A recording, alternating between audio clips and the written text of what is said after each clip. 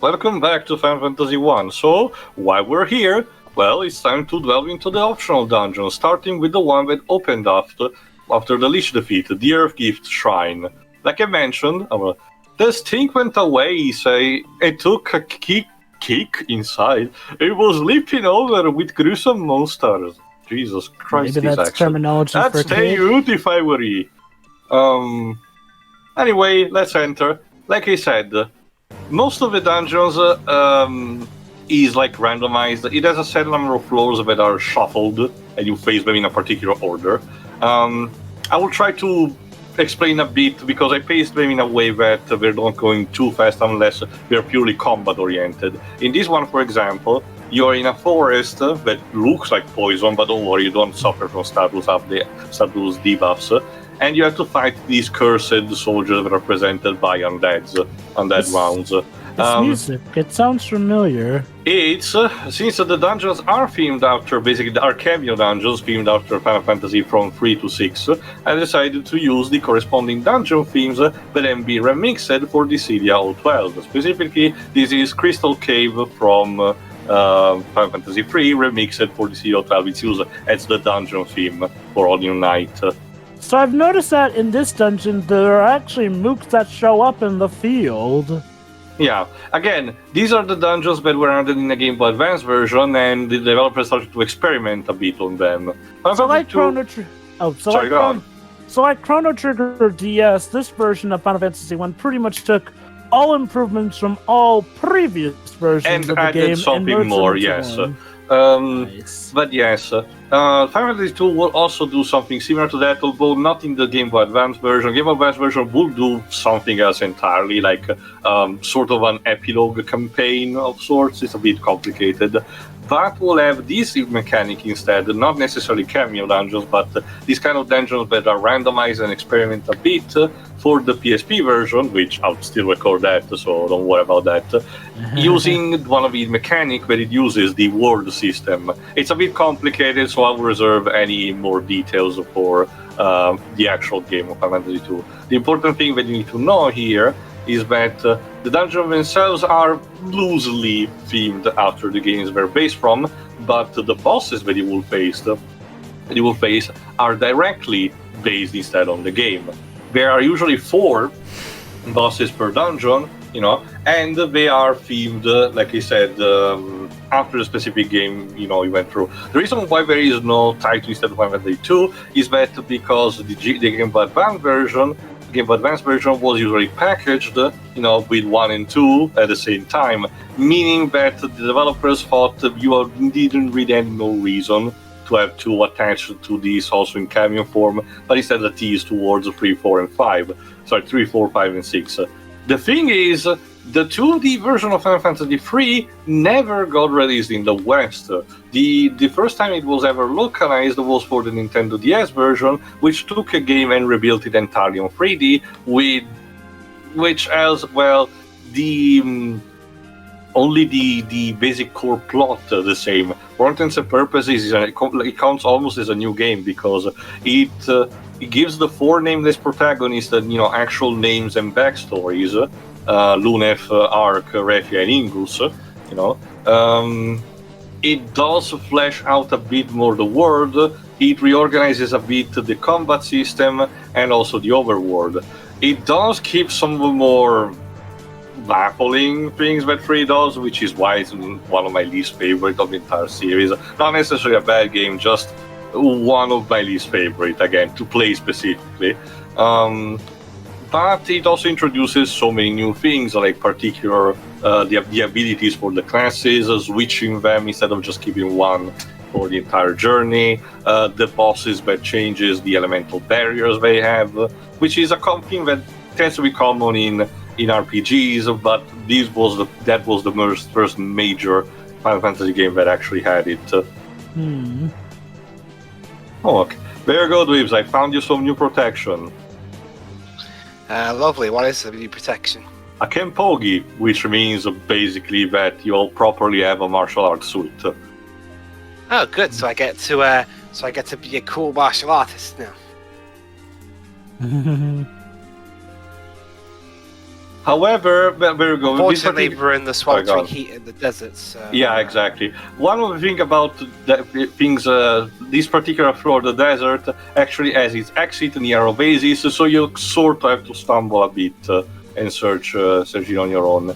The reason why this part also is relatively short is the fact that there aren't. Most of the floors are just purely combat based. You don't really have that much. Anyway, on the 5th floor, you can choose between 4 bosses, specifically for this dungeon. So I'm gonna do them in order, just to showcase them. Unfortunately, that means you have to replay the dungeon 4 times to actually. You've done well to come this far, but you will go no further. Bet. Echidna, one of the more tedious bosses. Knuckles let himself go, didn't he? Yes, Damn. he did. Now, the thing to note is that in the GBA version, these bosses still used the Final Fantasy I boss theme, the one that you have heard that was also in the PlayStation version. But for this PSP version, they actually remixed the actual boss theme from the original games. So in this case, the boss theme of Final Fantasy III, which is pretty cool. The thing is that I still don't know who's the composer of these specific new remixes, because Nobuo Uematsu only remixed the entire soundtrack for the PlayStation version, which this version carries over from. But I don't know which these new tracks who composed them. Well, if that's the case, how come... I'll be honest, I mean, the music tracks themselves, I think, are very fun. I think are pretty good. It's just the arrangements I don't think are that... Oh shit! There you go. Earthquake. The arrangements. Earthquake is basically a mass death spell. It has a low percentage of hitting, but if it hits, it's an insta kill. You're very wow, dude, you're very picky with your synth music in Final Fantasy games, aren't you? It depends. That's the thing, Waves. We're on the PSP by now. I figured we have to about sound. Well, like I said, Waves, these remixes were done for the PlayStation version. Were simply imported here. And again, Nobuo Uematsu himself. And I'm up. There you go. Nobuo Uematsu himself said back then that he had remixed them to put them on the same quality of Final Fantasy IX. So take that statement for what you want. I don't know. I thought Final Fantasy IX's sound fonts were really good. Honestly, this sounds just fine if you ask me. I actually like those two. There you go. Yeah, I don't really have an issue with this instrumentation here, personally. Okay, yeah, another thing we need to note. Also, yeah, another thing we didn't mention. Now, Shiroi has the spell Holy, which is the most powerful for the White Mage. It basically not doesn't work just for the undead, but also for all kind of enemies. The thing is that it still doesn't put too much magical, damage unless there are so specific enemies that are weak to it. So Shiroi, what do you think? Also, the thing that I didn't mention: if a character is killed, all of its buffs, basically are gone when he's revived. Meaning that you have to cast all of them. I killed her, guys. Again. There you go. You stabbed her with the Excalibur. Yes, that's very good, Joe. That's very good. Thank you very much. So Shiroi, what do you think of how echidnas look in this game? Hey, it's still better than what Ken Penders has in mind with that Lara Sue comic. God damn it, he's right! What kind of animal is Lara Sue supposed to be, actually? An echidna. An echidna, Tail. The problem is, Tail, Ken Penders is very much a son... Go ahead.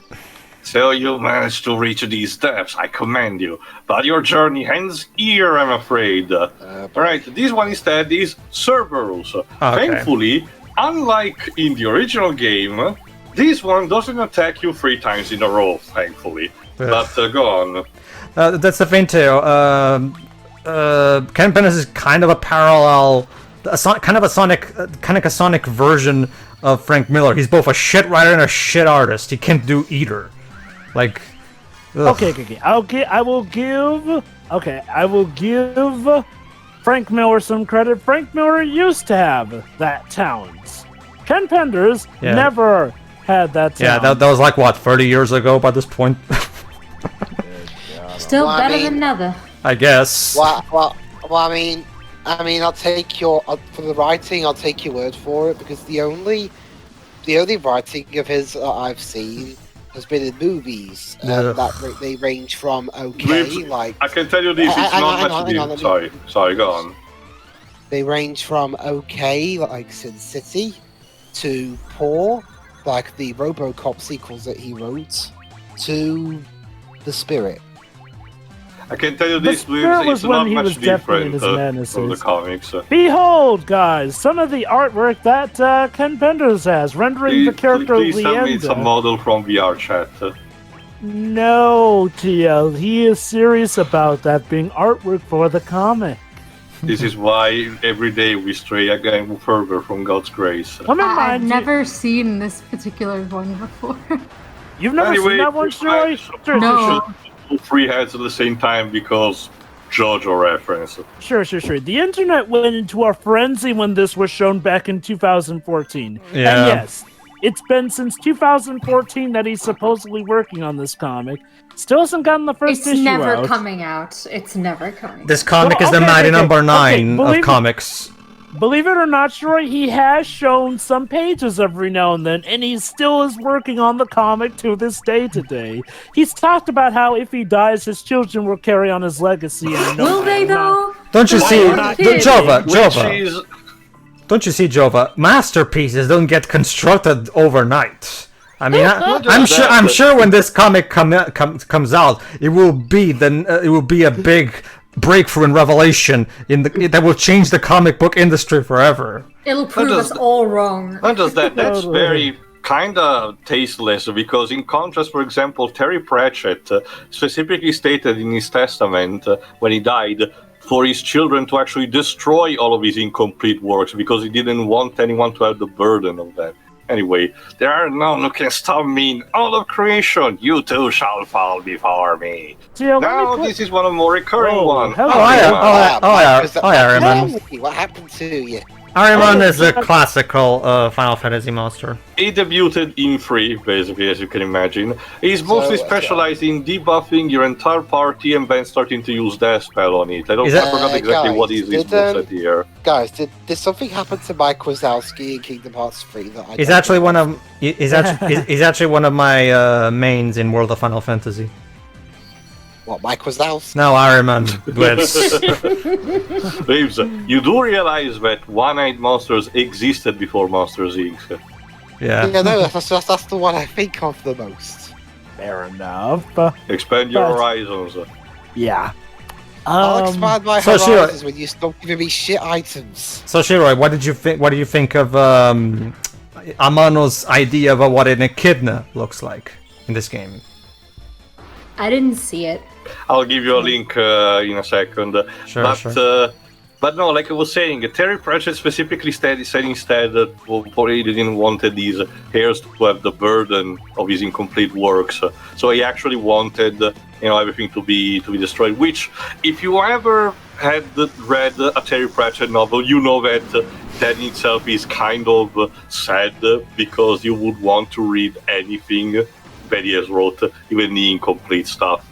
Good, huh? But that was his choice. It's mostly comedy writing. He famously wrote this series called Discord, which is basically comedy fantasy, sci-fi. I actually recommend because it's a vast franchise to actually explore.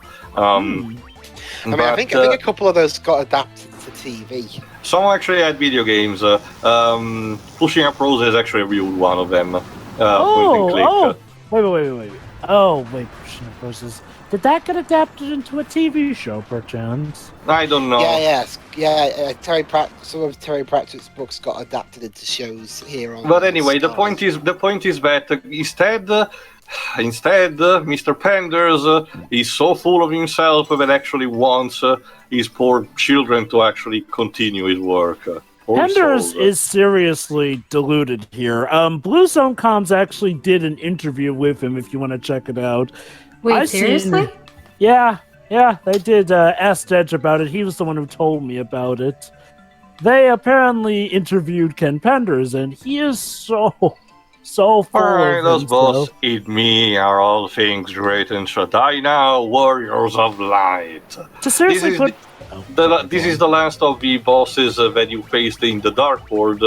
the double-headed dragon. Again, it's not this selection of bosses for Final Fantasy III bosses is not too bad, but I do believe there have been a couple of ones that should have had a bit more priority, like Hein. Hein is such a classic boss that you immediately associate with Final Fantasy III, and yet they did not include it here, probably because the West did not know much about the game itself, so they just went through what the Japanese fans actually like the most. Go on, Jova, sorry.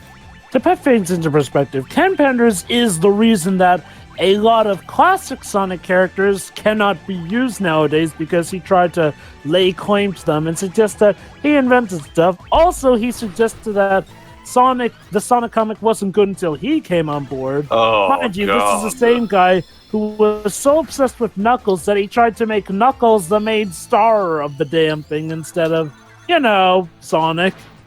It all culminated with that stupid court case, which is part of the reason why Sega pretty much fired Archie regarding Sonic comics. It's because of Sonic Chronicles. IDW.